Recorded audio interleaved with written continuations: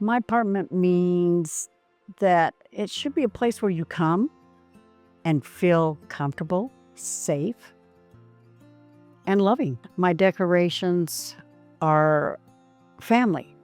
It's family, family and friends. That means a lot to me.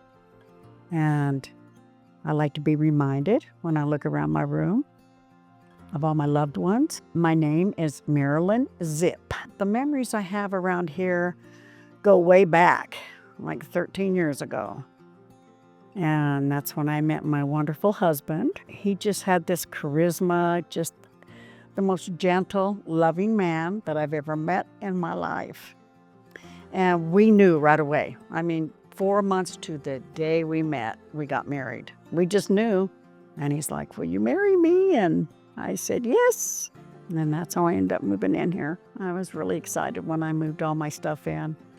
And it was just so different. I felt so safe with him, safe here. It's the community, everybody here. You could just feel it. People would come out, "Oh, welcome, welcome, welcome." And, the manager, the coordinator, everybody's just right there for you. I mean, if you need something, they're there.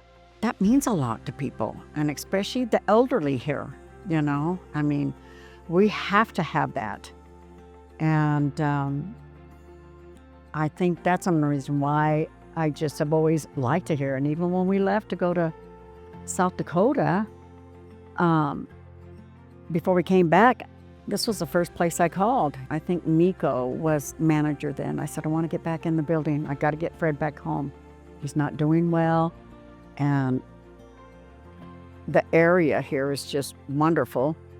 Doctors real close, the highway. He started getting sick out there. He had 2 major heart attacks on me out there.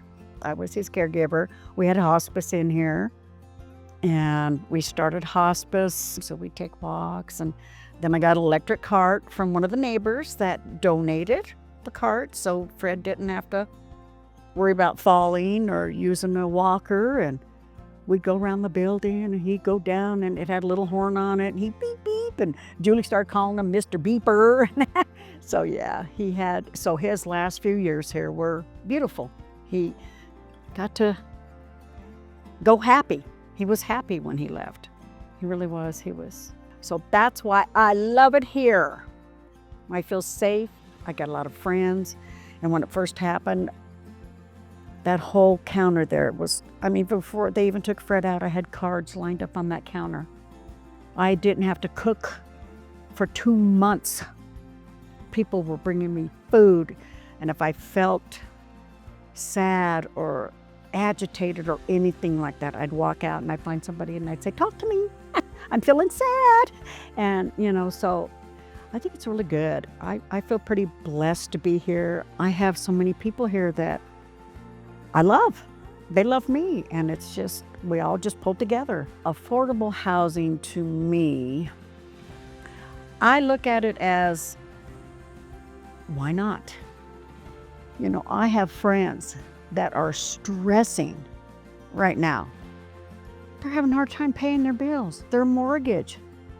I feel like I am the richest person in the world. To have happiness and no stress. I don't care what people think. A lot of people don't understand some of the situations that people are in that have to live here. Whatever it might be, something has led them to be here. For me, if I can have a roof over my head, a warm place to sleep, to cook my meals, to shower, again, I'm very grateful. I want to thank everybody that does help these assisted living or low income. And I know a lot of the neighbors, they feel the same way, that, if it wasn't for brothers or their buildings, where would we be? When I think about Mary's story, what really stands out is how much strength she found in the people around her. Losing a spouse is devastating. It changes everything. And for many older adults, that kind of loss can also bring isolation. The grief isn't just emotional, it's social. Nearly 1 in 3 older adults report feeling lonely or disconnected. And for those living alone, especially on a fixed income, it's easy to feel overlooked, or worse, forgotten. That's why where you live matters. Mary was able to stay in her home, but more importantly, she wasn't alone. She had neighbors who checked in on her, who brought her meals, who made sure she felt supported. That kind of community doesn't happen by accident. It happens when housing is built and managed with connection in mind, with shared spaces, staff who care, and a culture that encourages people to look out for each other. Studies show that in supportive senior housing, the kind that includes communal areas, peer support, and access to services, older adults report significantly lower rates of loneliness. At Brothers Redevelopment, we believe affordable housing should be a place where people feel safe, supported, and seen.